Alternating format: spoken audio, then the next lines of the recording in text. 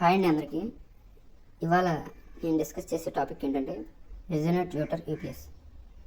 దీని రివ్యూ గురించి అయితే చెప్తాను అండ్ నేను యూజ్ చేస్తున్నాను కూడా ప్రజెంట్. ఇది ఎందుకంటే రెజొనేట్ ట్యూటర్ యూపీఎస్ దీని పేరు వచ్చేసి అండ్ ఇది యూస్ఫుల్ అవుతుంది చాలామందికి.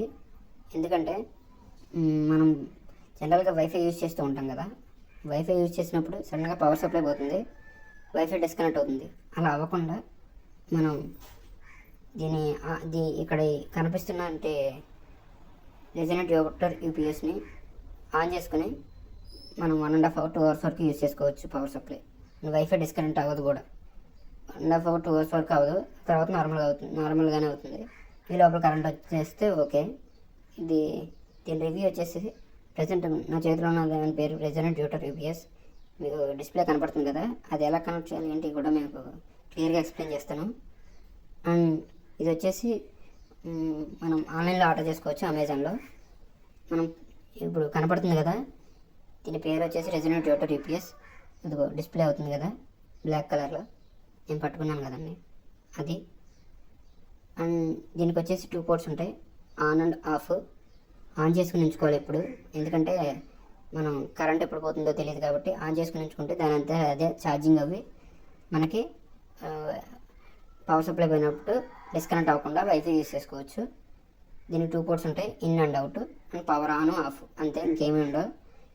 ఇది నార్మల్గా 6 months వరకు అన్యూజ్డ్ కండిషన్లో ఉంటే మధ్యలో ఒకసారి యూజ్ చేసుకుంటూ ఉండాలి. అంటే ఇది యూపీఎస్ వచ్చేసి రిపేర్స్ ఏమీ రాకుండా ఉండాలంటే 6 months లోపల యూజ్ చేయకపోతే ఇది కంప్లైంట్ వస్తుంది. సో 6 months లోపలే యూజ్ చేయాలి మనం. మీకు అది ఇప్పుడు క్లియర్గా ఎక్స్ప్లెయిన్ చేస్తాను. అండ్ ఇక్కడ కనపడుతుంది కదా setup box and router UPS, ఒక TV and LG company TV, power supply అంతా కనపడుతుంది కదా. ఇప్పుడు నేను చేతితో పట్టుకున్నాను కదా, ఇది టీవీ యొక్క పవర్ సప్లై వైరు. దీని పవర్ సప్లై వచ్చేసి నేను ఇక్కడ కనిపిస్తున్న స్విచ్ బోర్డులో కనెక్ట్ చేశాను. ఇది పవర్ సప్లై వైరు టీవీకి. ఇది వచ్చేసి సెటప్ బాక్స్ది. యాక్చువల్గా అయితే అది సెటప్ బాక్స్కి ఇవ్వాలి, కానీ నేను ఇప్పుడు రోటర్కి ఇస్తున్నాను. చూడండి, సెటప్ బాక్స్ తీసేసి రోటర్కి ఇస్తున్నాను. అది ఎలా అనేది ఇక్కడ డిస్ప్లే కనపడుతుంది చూడండి. ఇక్కడ ఇన్ అండ్ అవుట్ ఉంది కదా, ఇన్కి ఇచ్చేయాలి.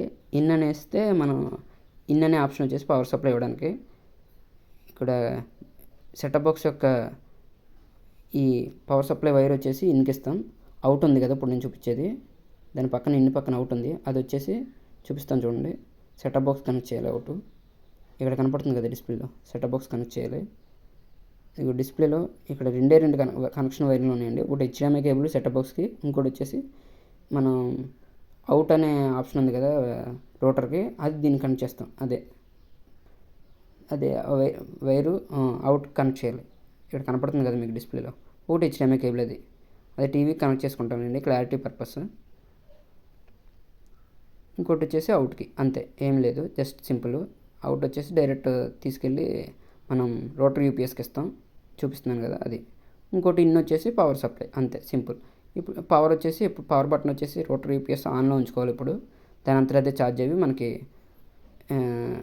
పవర్ సప్లై పోయినప్పుడు యూజ్ అవుతుంది.